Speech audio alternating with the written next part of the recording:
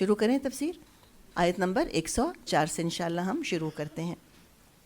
اعوذ باللہ من الشیطان الرجیم، بسم اللہ الرحمن الرحیم.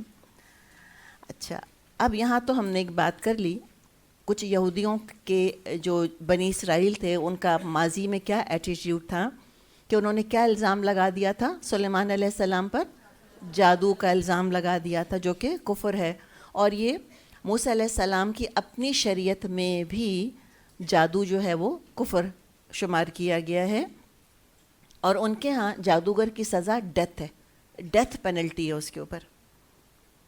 جو کالا جادو وغیرہ کرتے ہیں اس کے لیے موت کی سزا ہے. تو وہ ان کی پچھلی تاریخ کو، جو ان کا عمومی طریقہ رہا رسولوں سے ڈیل کرنے کا، اب اس کو حال میں پریزنٹ میں لے کر آیا جا رہا ہے، اور مسلمانوں کو ریئلسٹک بنایا جا رہا ہے کہ تم بہت آئیڈیلسٹک ایکسپیکٹیشنز مت رکھنا دوسروں سے. تم یہ مت سمجھنا کہ یہ تمہارے نبی محمد صلی اللہ علیہ وسلم کو دیکھتے ہی دل و جان سے ایمان لے کر آ جائیں گے.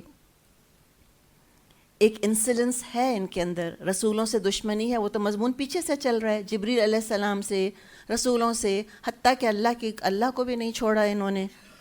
تو ان کے اندر ایک چیکینس، ایک انسلنس، ایک یہ ایٹیٹیوڈ کے ایشوز ہیں جو کہ وقتاً فوقتاً سر اٹھاتے رہتے ہیں. اور ان آیتوں میں ہم ایک طالب علم ہونے کی حیثیت سے، میں بھی اور آپ بھی، ہم سب طالب علم ہیں، اور اللہ میں ایسا ہی رکھے اسٹوڈنٹ آف نالج، ہم سب کے لیے سبق ہے کہ علم کی مجلس میں ایٹیٹیوڈ کیا ہونا چاہیے، ہمارا رویہ کیا ہونا چاہیے، خاص طور پہ اپنے استاد کے ساتھ، اپنے پڑھانے والے کے ساتھ. اور یہ اسلام کا کلچر ہے، استاد کا ادب. دو کا ادب اسلام نے ہمیں حد درجے کرنا سکھایا ہے، جو کہ یونیورسل ہے، ایک والدین اور ایک استاد. اور تیسرا جو ادب آگے انشاءاللہ ہم اس کے بارے میں مزید پڑھ لیں گے، جس پہ اسلام نے بہت زور دیا ہے، جس سے کہ میاں بیوی کا تعلق جو ہے وہ متاثر ہوتا ہے، وہ ہے بیوی کے لیے شوہر کا ادب. تو وہ تو چلے، ہر ایک کا تو شوہر نہیں ہوتا، اور مسئلے مسائل اس میں ہوتے ہیں. ماں باپ اور استاد، ان کے ادب پر بہت زور ہے. جس ایٹیٹیوڈ کے ساتھ آئیں گے اسی طرح کا علم حاصل کریں گے. انسلنس کے ساتھ آئیں گے تو جو نالج ملے گی وہ فائدہ مند نہیں ہوگی. ادب کے ساتھ آئیں گے، تھوڑا بھی سیکھیں گے، فائدہ ملے گا. اب ہوتا کیا تھا، آپ صلی اللہ علیہ وسلم کی جو مجلسیں ہوا کرتی تھیں اس میں کوئی بیریئرز تو نہیں تھے، کوئی چوکیدار پہرے دار تو نہیں کھڑے ہوتے تھے کہ لاؤ آئی ڈی کارڈ دکھاؤ. جیو ہو نہیں آ سکتے، کرسچن ہو نہیں آ سکتے، مشرک ہو نہیں آ سکتے، منافق ہو، تم تو شکل سے منافق لگ رہے ہو، تم تو بالکل ہی نہیں آ سکتے، بس اپنے گروپ والے اندر آ جائیں. یہ کبھی بھی اسلام کا ایٹیٹیوڈ نہیں تھا. اگر یہ نیرو مائنڈڈنس ہوتی تو اسلام کبھی بھی نہ پھیلتا. ایک میگنانیمٹی تھی آپ صلی اللہ علیہ وسلم کے دور میں، کھلے دل، کھلے بازو سے ویلکم کیا جاتا تھا ہر ایک کو. سب آ جاؤ، ورنہ پریچنگ ٹو دا کوائر والی بات ہو جاتی کہ بس پریچنگ ٹو دا کنورٹڈ. بعض دفعہ ہم بھی یہ چاہتے ہیں کہ علم کی مجلس میں صرف وہ آئے جو انتہائی با ادب، سیکھا سکھایا، انتہائی ذہین، 140 IQ والا ہو. ہم کہتے ہیں یہ بے وقوف کہاں سے آ گیا، یہ تو عمل ہی نہیں کر رہی ہے، کہاں سے آ گئے. بھئی تو سارے اگر سیکھے سکھائے محسن ہوں گے، ان کو آ کر آپ سے سیکھنے کی کیا ضرورت ہے. تو بعض دفعہ استادوں کے بھی ایشو بن جاتے ہیں. ان کی ایکسپیکٹیشن کیا بن جاتی ہے کہ سب جو ہے وہ پیراگن آف ورچوز میرے سامنے بیٹھے ہوں گے. یہ ایسے نہیں ہوتا. تو سکھائیں گے کس کو؟ آپ صلی اللہ علیہ وسلم پریگمیٹک، ریئلسٹک، پریکٹیکل طریقے لے کر آئے تھے. کھلی مجلس ہوتی تھی، سب کو سکھانا تھا، سب کو تبلیغ کرنی تھی، سب کا کریکشن ہونا تھا، سب تک خیر پہنچانا تھا، اچھوں تک بھی، اور جو اچھے بننا چاہ رہے تھے ان تک بھی، بروں تک بھی خیر پہنچانا تھا، اور جو برے رہنا چاہ رہے تھے ان تک بھی، جن کو نہیں ٹھیک ہونا تھا ان کو بھی بتانا ہے. اس لیے کہ چہرے پہ تو نہیں لکھا کسی کے کون ٹھیک ہوگا اور کون ٹھیک نہیں ہوگا. تو ہر طرح کے لوگ آتے تھے. اب ہوتا کیا تھا، مجلس بڑی ہوتی تھی. اب اس طرح کی چیزیں تو نہیں بنی تھیں کہ کوئی جیسے آپ صلی اللہ علیہ وسلم ہے وہ اونچی جگہ بیٹھ جائیں. فرشی مجلسیں ہوتی تھیں، آپ صلی اللہ علیہ وسلم بھی فرش پر، تمام صحابہ بھی فرش پر، اور مائک بھی نہیں ہوتا تھا. شاید آپ کے علم میں ہو یہ بات. ساؤنڈ سسٹم بھی لگا ہوا نہیں تھا. اور بند کمرے بھی نہیں تھے کہ کوئی باہر کی ساؤنڈ ڈسٹرب نہ کر رہی ہو. ساری جو آپ فیکٹرز امیجن کر سکتی ہیں کھلی مجلسیں کیسی ہوتی تھیں. اس میں یہ ہوتا تھا کہ بعض دفعہ آپ صلی اللہ علیہ وسلم کی آواز یا بات دور تک نہیں پہنچ پاتی تھی. تو جو کہ سیریس اسٹوڈنٹ تھے، صحابہ تھے جو کہ وہ کہتے تھے رائنا. رائنا کا مطلب کیا ہوتا ہے؟ ہماری رعایت کیجیے، ایکسکیوز می، یعنی کیا، ذرا بات کو ریپیٹ کر دیجیے. ایک یہ انداز دیکھیں پولائٹنس کا. اس طرح نہیں کہتے تھے دوبارہ کہیں کیا کہہ رہے تھے، اٹھیں لکھیں. یہ طریقہ نہیں ہوتا تھا کبھی بھی. انتہائی ادب کے ساتھ درخواست، حکم نہیں دیا جاتا استاد کو، انتہائی ادب کے ساتھ درخواست کی جاتی ہے. اب یہ سب باتیں کہتے ہوئے ڈر یہ لگتا ہے کہ کہیں آپ زیادہ ہی پریکٹیکل نہ ہو جائیں، پھر اب آپ پوچھنا ہی نہ چھوڑ دیں کہیں، اور کہیں آپ اب وہ گفتگو میں تکلف کے آپ برا نہ مانیں. تو ایک بات عرض کروں، برائے مہربانی بورڈ پہ یہ چیز تو لکھ کے بتا دیجئے، شکریہ آپ کا، نوازش ہوگی. یہ نہیں کہا جا رہا آپ سے. پوائنٹ یہ ہے ایک اندر ادب ہونا چاہیے کہ استاد جو ہے ہمارا نوکر نہیں بیٹھا، اس کو آرڈر نہیں دیا جاتا، وہ سرونٹ نہیں ہے ہمارے لیے.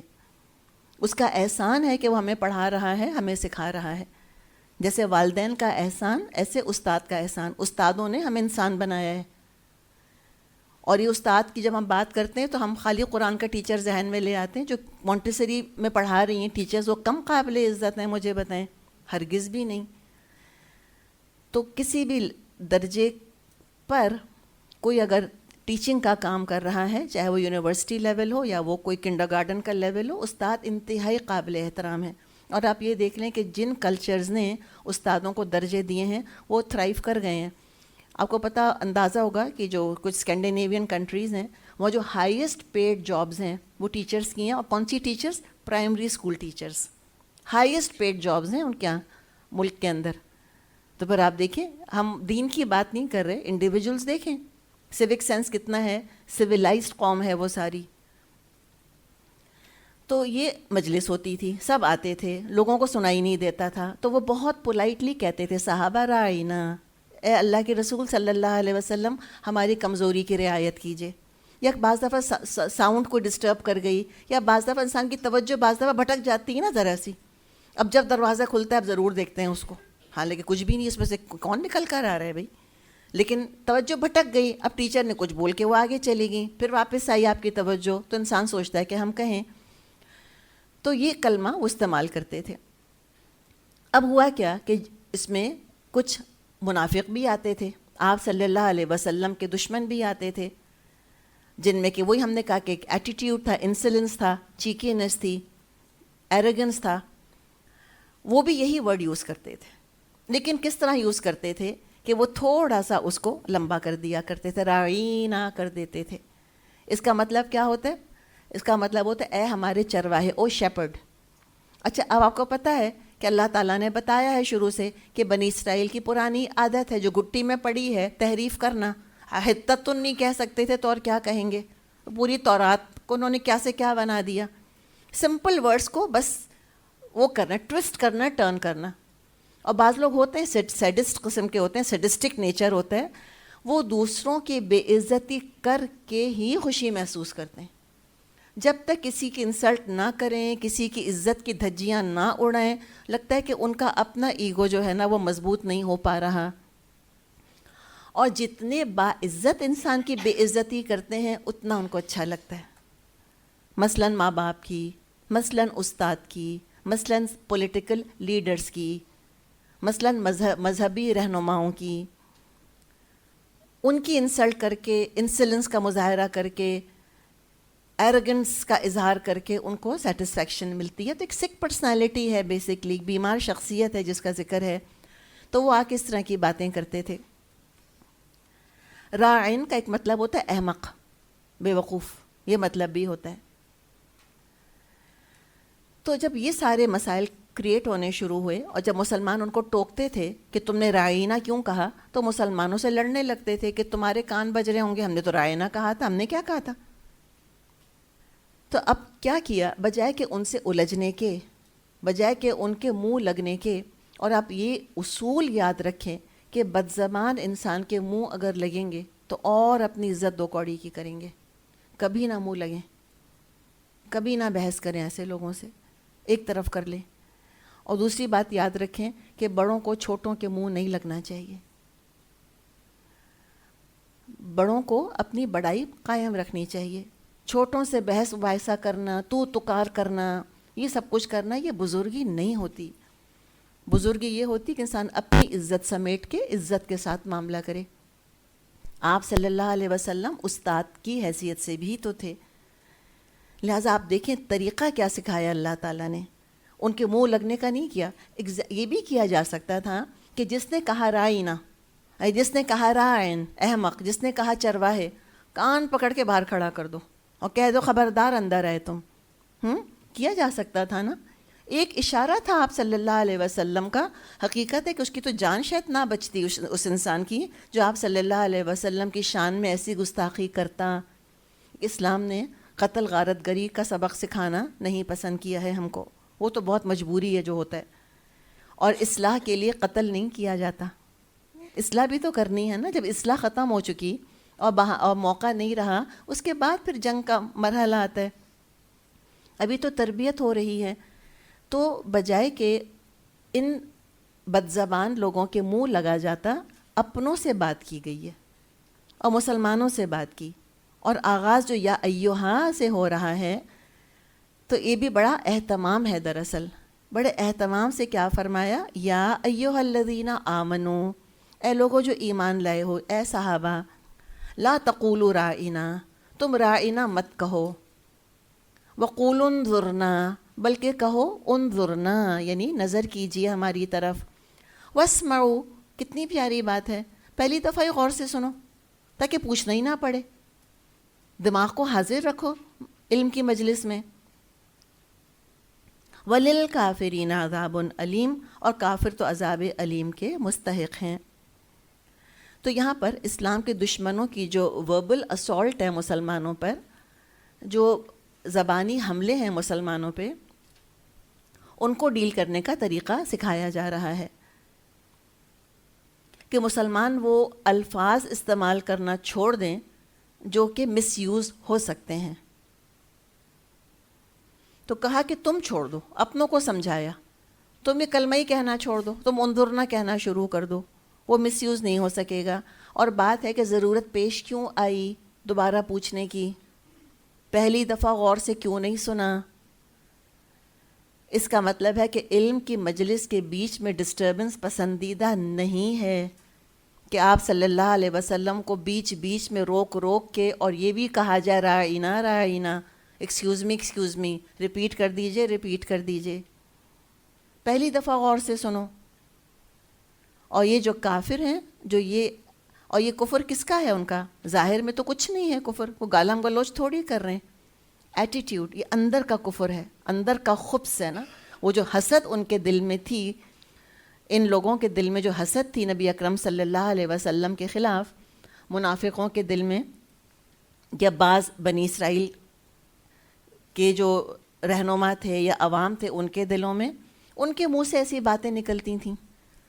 ظاہر ہے اگر نفرت کا آتش فشاں پھٹ رہا ہے دل کے اندر, تو اب منہ سے میٹھی باتیں تو نہیں نکلیں گی.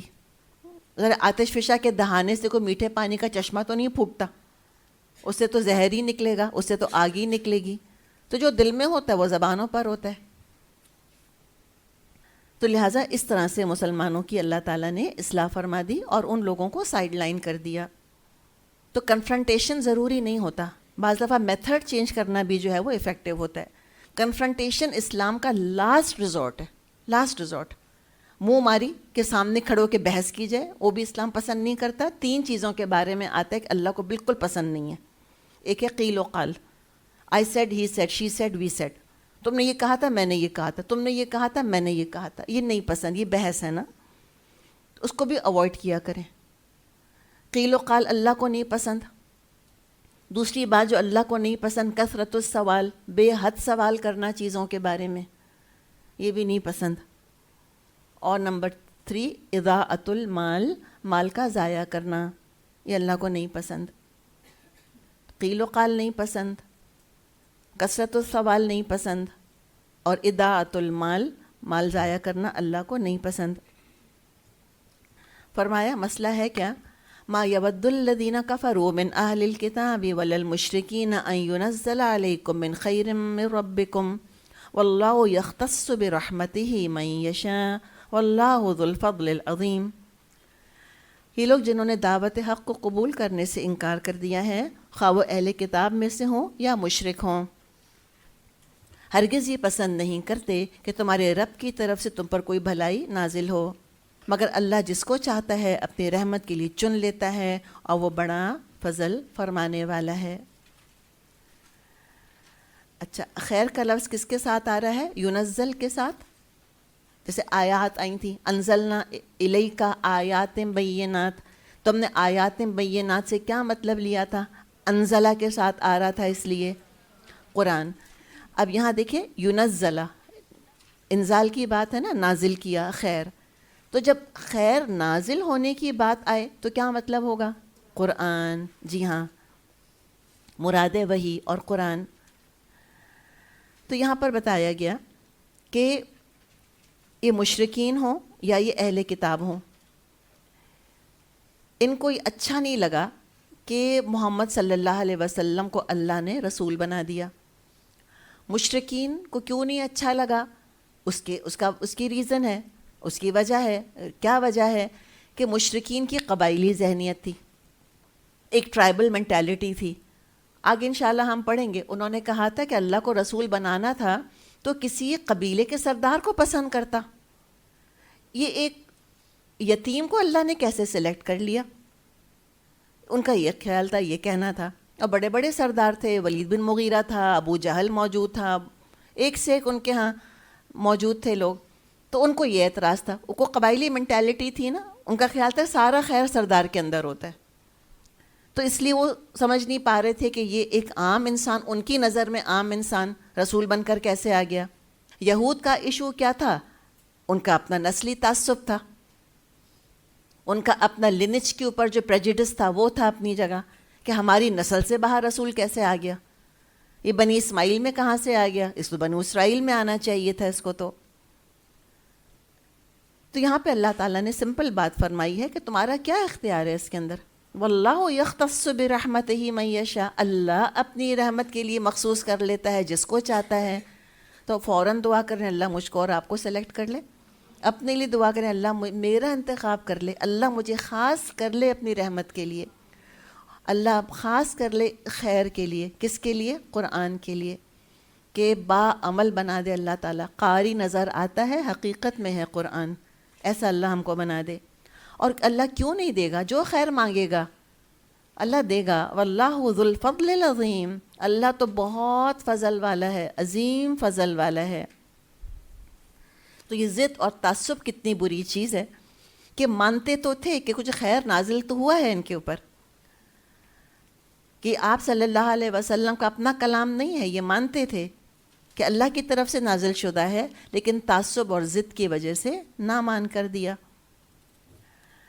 اب ایک اور بڑا اہم ایشو آ رہا ہے، آیت 106 107 فرمایا ما ننسخ من آیت او ننسها ناتی بخیر منها او مثلها الم تعلم ان اللہ علی کل شیء قدیر۔ ہم اپنی جس آیت کو منسوخ کر دیتے ہیں یا بھلا دیتے ہیں، اس کی جگہ اس سے بہتر لاتے ہیں یا کم از کم ویسی ہی۔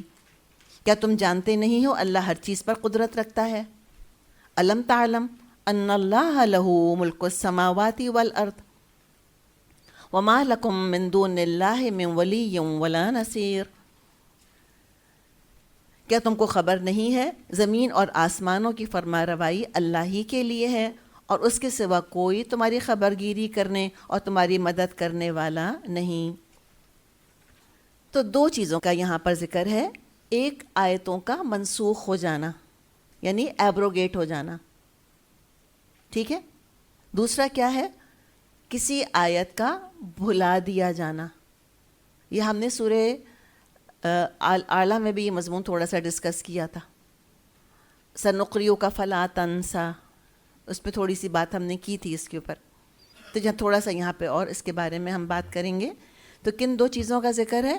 اللہ کی کسی نازل کی ہوئی آیت کا منسوخ ہو جانا، ایبروگیٹ ہو جانا، یا یہ کہ اللہ نے کوئی آیت نازل فرمائی اور پھر اس کو ذہنوں سے بھلا دیا، لوگوں کی میموری سے مٹ گئی وہ، اور یہ لوگوں کے اپنے کمزور حافظے کی وجہ سے نہیں ہوا. یہ نہیں کہ لوگوں کا ذہن کمزور تھا اس لیے بھول گئے. کس نے بلایا؟ اللہ نے بلوایا.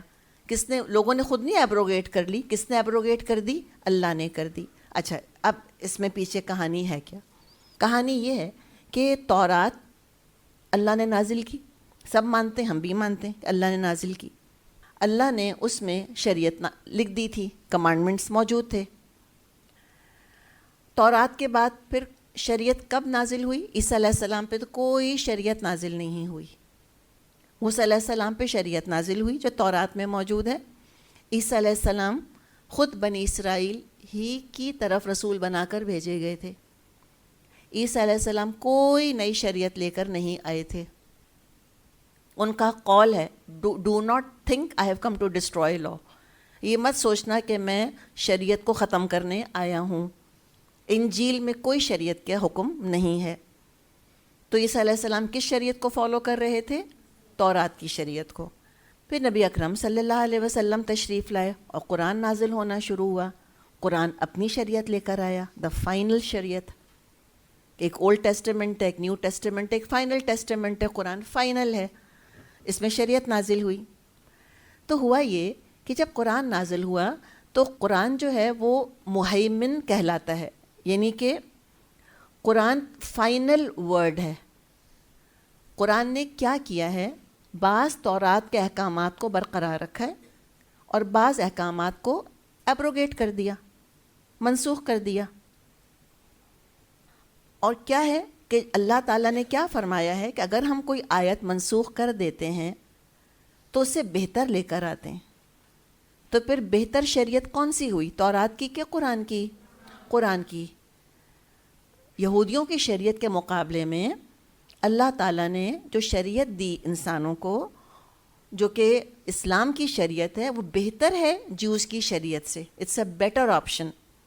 اب یہ انسان کی اپنی محرومی ہے اور بدقسمتی ہے کہ اس کے پاس موقع ہے بہتر چیز حاصل کرنے کا اور ضد کی وجہ سے نہیں کر رہا.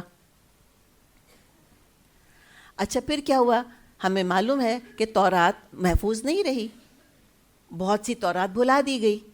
اللہ چاہتا تو کوئی نہ بھولتا، ہے کہ نہیں؟ تو اللہ تعالیٰ نے کیوں بھلا دی؟ اس لیے کہ اس کو ریپلیس کرنا تھا قرآن سے، اس لیے اللہ تعالیٰ نے بھلا دی. اب یہ کیوں ہوا؟ اس پہ جوز اعتراض کرتے تھے کہ اگر تورات بھی اللہ ہی نے نازل کی ہے اور تم مانتے ہو کہ تورات اللہ کی طرف سے آئی ہے، تو پھر وہ احکامات کیوں منسوخ ہو رہے ہیں جو ہماری تورات کے اندر ہیں؟ اس پہ ان کو اعتراض تھا. تو اس کا جواب یہ ہے کہ جو پچھلی کتابیں اللہ تعالیٰ نے نازل فرمائیں، مثال کے طور پہ تورات، اس کو اللہ تعالیٰ نے محدود لمیٹڈ جغرافیکل لوکیشن کے لیے، یعنی محدود علاقے کے لیے، محدود وقت کے لیے، for a specific time period, for a specific place, اللہ نے اس کو نازل کیا تھا.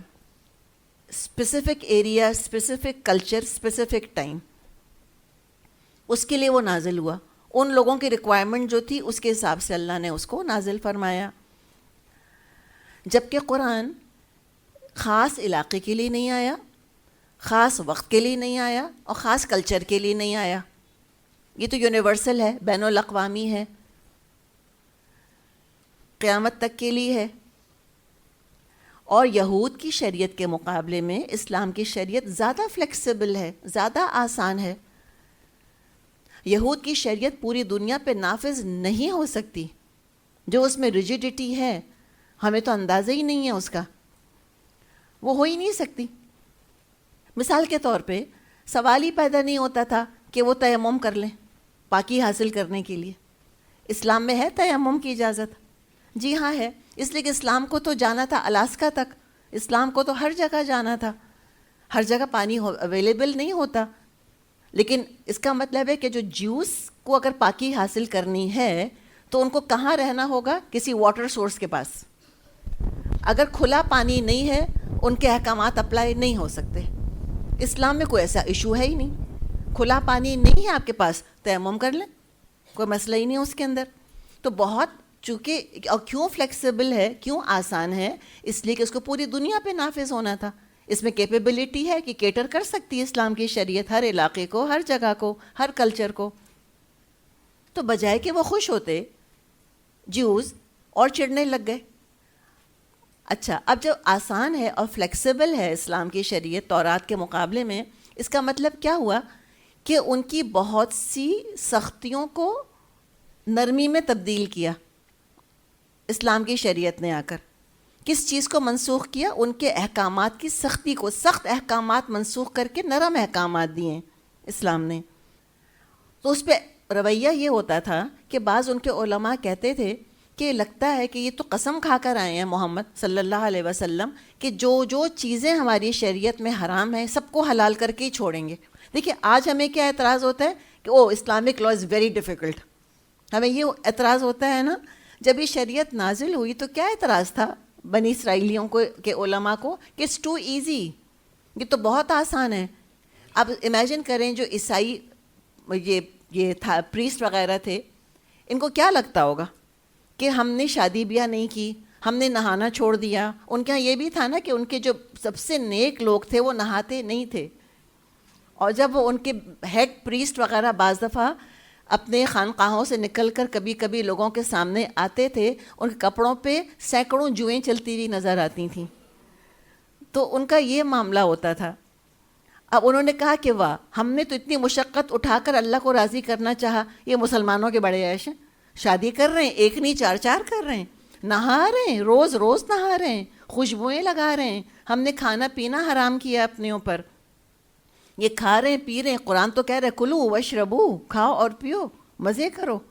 لیکن ہاں ولا تسرفو تو ہم اپنے لیے یاد دہانی کے طور پہ یاد کرتے ہیں. ان کو لگا تھا یہ کیا بچوں کا کھیل ہے شریعت ان کی. تو بجائے خوش ہونے کے وہ چڑھنے لگ گئے. حالانکہ جو کچھ اللہ فرماتا ہے، جو کچھ نازل ہوا اللہ کی مرضی، اللہ کے علم کے مطابق ہوا. اللہ تعالیٰ خوب جانتا ہے کہ کس وقت انسانوں کو کس طرح کے احکامات کی ضرورت ہے، اب دنیا کس طرف جا رہی ہے، اور کس طرح کے رولز اور کمانڈز لوگوں کو دینے چاہیے. روزے کی شکل کیا ہوگی، نماز کی شکل کیا ہوگی، پاکی ناپاکی کے اب احکامات کیا ہوں گے. مثال کے طور پہ تحویل قبلہ ہونے والا ہے، اب ہم پارہ نمبر 2 شروع کریں گے، وہاں پر یہی ہوگا. تو شریعت مصلحت اور عمومی فائدے دیکھتی ہے. یہ اسلام کی شریعت ہے. الدین یسرن، دین آسان ہے. اللہ نے کوئی حکم اگر منسوخ کر دیا تورات کا، اس لیے منسوخ کر دیا کہ فائدہ نہیں تھا، ایبروگیٹ ہو گیا. اور کیا کیا؟ اس کو ریپلیس کیا. ناتی بخیر منہا او مثلہا، ہم لاتے ہیں اس سے بہتر یا اسی جیسا. تو اس کو ریپلیس بھی کیا، زیادہ پریکٹیکل، زیادہ پرٹیننٹ، زیادہ فائدہ مند حکم سے بدلا. اور یہ اللہ کی بادشاہت ہے. کوئی اعتراض اگر کرے تو فرما دیا الم تعلم ان اللہ علی کل شیء قدیر، کیا تم جانتے نہیں کہ اللہ تعالیٰ ہر چیز پر قادر ہے؟ الم تعلم ان اللہ لہ ملک السماوات والارض، تم جانتے نہیں بادشاہت اللہ کی ہے. تو وفاداری قانون سے نہیں ہوتی، وفاداری قانون بنانے والے سے ہوتی ہے دراصل. اچھا، یہ ہم نے کس کی بات کری؟ تورات ورسز قرآن، ٹھیک ہے. اچھا، اب تھوڑا سا آگے آ جائیں، اور وہ یہ ہے کہ قرآن اور حدیث یہ دونوں مل کے شریعت ہیں، ٹھیک ہے. قرآن کے بھی بعض احکامات منسوخ ہوئے ہیں، خود قرآن سے منسوخ ہوئے ہیں. ایک حکم آیا قرآن کے اندر، کچھ عرصے بعد اس کو ایک اور حکم سے ریپلیس کر دیا. سورہ مجادلہ آیت 12 اور 13 اس کی مثال ہے. ابھی آپ گھر جا کر دیکھیے گا کیا لکھا ہے اس میں. تو یہ کلیئر مثال سورہ مجادلہ کے اندر ہے. آیت 12 میں حکم ایک دیا اور آیت 13 میں اس کو منسوخ کر دیا. پھر سنت کے ساتھ سنت بھی منسوخ ہوئی ہے. یعنی آپ صلی اللہ علیہ وسلم نے شروع دور میں ایک حکم دیا، کچھ عرصے وہ حکم نافذ رہا، پھر حالات بدل گئے، لوگوں کی تربیت جو ہونی تھی ہو گئی، پھر آپ صلی اللہ علیہ وسلم نے اپنے حکم کو خود منسوخ کر دیا. مثال کے طور پہ صحیح مسلم میں حدیث ہے،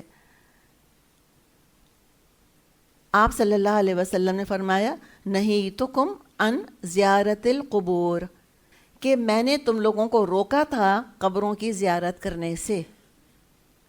پھر فرمایا فزوروہا، اب زیارت کر لیا کرو تم قبروں کی. یعنی کہ پہلے جب زیارت کرتے تھے تو کچھ روتے پیٹتے ہوں گے، قبر والے سے دعائیں کرتے ہوں گے، شرک میں انوالو ہو جاتے ہوں گے.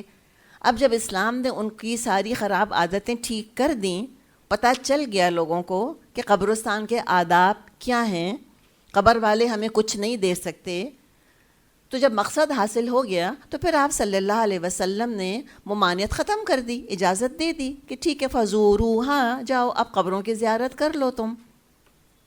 اسی طرح ایک اور حدیث میں آتا ہے، آپ صلی اللہ علیہ وسلم نے فرمایا کہ میں نے تم کو 3 راتوں سے زیادہ قربانی کا گوشت ذخیرہ کرنے سے منع کیا تھا. عید الاضحیٰ جب آئی اور لوگ قربانی کرتے تھے، آپ صلی اللہ علیہ وسلم نے منع فرمایا تھا کہ عید الاضحیٰ میں جو جانور قربان کیے جائیں 3 دن سے زیادہ ان کا گوشت کوئی نہ رکھے اپنے گھر کے اندر، سب میں بانٹ دینا چاہیے. لیکن بعد میں آپ نے فرمایا کہ اب تم ان کو رکھ لو جب تک تمہاری مرضی ہے. اب ہم دیکھیں فریزر میں نہیں رکھتے مہینہ بعض دفعہ تو اگلی بقرعید آ جاتی ہے، پچھلی بقرعید کا لوگوں کے یہاں گوشت رکھا رہتا ہے. تو وہ اس کا مطلب کیا ہوا کہ وہ حدیث ہے جس میں کہ پرمیشن ہے کہ ہم ایسا کر سکتے ہیں اگر ہم چاہیں تو آپ نے چینج کر دیا نا. دیکھیں مدینے میں غربت بہت تھی، بھوک بہت تھی، اب سب لوگ اپنا سارا قربانی کا گوشت اگر سمیٹ کر بیٹھ جاتے تو وہ لوگوں کو نہ ملتا. تو شروع میں تھا کہ بانٹو، اور جب ایفلوئنس آ گیا، لوگوں کے پاس کھانا پینا فراوانی سے آ گیا، تو آپ نے کہا ٹھیک ہے اب جو قربانی کر کے رکھنا چاہتا ہے تو رکھ بھی لے. تو شریعت کے احکامات کے لیے اپنے آپ کو ٹرین کر لے انسان کہ مجھ کو بات ماننی ہے، بس بات ساری یہ ہے کہ جو کہا مجھے حکم دینے والے کا غلام بننا ہے، حکم دینے والا اللہ ہے. تو لہٰذا اس میں ایک دفعہ مزاج یہ بنا لیں، بس پھر کوئی ایشو نہیں. اور بہت سوال اگر کریں گے، الجھنے کے لیے کریں گے، تو پھر اس میں مسئلے کریٹ ہوں گے. تو لہٰذا اب اس مینٹیلٹی کو یہاں پر ایڈریس کیا گیا ہے کہ بہت بال کی کھال نہیں نکالو، بہت پیچھے مت پڑو چیزوں کے. تو مسلمانوں کی جو ریلیجس انٹلیکچوئل کیوریوسٹی ہے، جو ایک مذہبی علم حاصل کرنے کی جو پیاس ہے، اس کو صحیح رخ پر ڈالا جا رہا ہے کہ غلط طرح کا علمی تجسس اچھا نہیں ہوتا. بعض دفعوں سے مشکلات بہت پیدا ہو جاتی ہیں. اچھا سوال پوچھ کے ہوتا کیا ہے؟ کیا دیکھا تھا ہم نے گائے کے قصے میں؟ کہ دیکھا تھا کہ پھر وہ کام مشکل سے مشکل ہوتا چلا جاتا ہے. تو لہٰذا غلط نیت کے ساتھ یا نافرمانی کے لیے یا مشکلات کریٹ کرنے کے لیے سوالات نہیں پوچھو. یہ طریقہ مسلمانوں کا نہیں ہونا چاہیے. پچھلی قوم سے عبرت حاصل کرو. فرمایا ام تریدون ان تسألوا رسولکم کما سئل موسیٰ من قبل، کیا تم اپنے رسول سے اس قسم کے سوالات مطالبے کرنا چاہتے ہو جیسے اس سے پہلے موسیٰ علیہ السلام سے کیے جا چکے؟ اب مثالیں ہمارے سامنے ہیں کہ وہ سوال جو ہیں کفر تک لے گئے پھر ان کو. وَمَن يَتَبَدَّلِ الْكُفْرَ بِالْإِيمَانِ فَقَدْ ضَلَّ سَوَاءَ السَّبِيلِ. لہٰذا جس شخص نے ایمان کی روش کو کفر کی روش سے بدل دیا وہ راہ راست سے بھٹک گیا. یعنی اس میں بات کیا ہے کہ صحیح نیت سے بھی بے تحاشا سوال کرنا مسائل میں اضافہ اور احکامات میں سختی کا باعث بنتے ہیں. کچھ چیزوں کے بارے میں قرآن اور حدیث خاموش ہیں. کیوں خاموش ہیں؟ کہ اللہ بھول گیا؟ نہیں، آسانی کے لیے، وسعت کے لیے.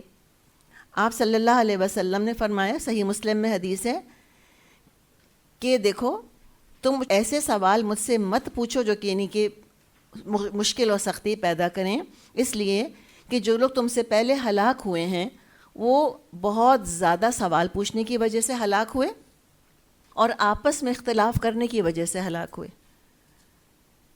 بہترین سوال جو عمل میں آسانی اور پریکٹیکلٹی کی طرف لے کر جائے اور آپس میں الفت اور اتحاد کا سبب بنے. یہاں تک علماء کہتے ہیں، جیسے مفتی ہوتے ہیں نا، وہ کہتے ہیں کہ اگر کوئی شخص آپ کے پاس آتا ہے اور وہ کہتا ہے کہ میں نے فلاں فقہ کے عالم سے یہ سوال پوچھا اور اب میں آپ کے پاس آ رہا ہوں کہ آپ بھی مجھ کو جواب دیں، تو وہ کہتے ہیں کہ اس سیکنڈ عالم کو چاہیے کہ جواب نہ دے. کیوں؟ ڈویژن بڑھے گا نا. وہ آلریڈی ایک فقہ سے جا کر پوچھ چکا ہے، اب آ کر کیوں ٹکرا رہا ہے؟ پھر وہ کمپیریزن شروع کرتے کہ حنفی تو یہ کہتے ہیں، مالکی تو یہ کہہ رہے ہیں، شافعی تو یہ کہتے ہیں، حنبلی تو یہ کہہ رہے ہیں. تو یہ مختلف اسکالرس کو آپس میں کلیش کروانا اور پھر غلطیاں نکالنا، پھر ہنسنا ان کے اوپر کہ دو عالم بھی ایک بات نہیں کرتے، یہ باتیں اچھی نہیں ہیں. تو کہتے ہیں کہ ایسی صورتحال میں پھر تو جواب دینا ہی نہیں چاہیے. کہا کہ تم نے جس سے پوچھا ہے اور جو جواب اس نے دیا ہے اسی کے فتوے پہ عمل کرو، ہم تم کو فتویٰ نہیں دیں گے. تو آپس میں اتفاق پیدا کرے انسان اور آسانی کرے. تو مسلمانوں کو وارن کر دیا ہے کہ اہل کتاب کی ذہنیت اور طریقے کو مت اختیار کرنا، اپنے رسول کے ساتھ، اپنے دین کے ساتھ وہ تماشے مت کرنا جو وہ کر چکے ہیں. یہ چیزیں اچھی نہیں ہیں، اور جو یہ کام کرے گا وہ تو سیدھے راستے سے پھر بھٹک ہی جائے گا. اللہ تعالیٰ مجھ کو اور آپ کو اپنی پناہ میں رکھے، اور اللہ تعالیٰ ہمیں صحیح رویہ، صحیح انداز، صحیح ذہنیت اور صحیح مائنڈ سیٹ کے ساتھ علم حاصل کرنے کی توفیق عطا فرمائے. وآخر دعوانا ان الحمد للہ رب العالمین. سبحانک اللہم و بحمدک نشہد ان لا الہ الا انت نستغفرک و نتوب الیک. السلام علیکم ورحمۃ اللہ وبرکاتہ.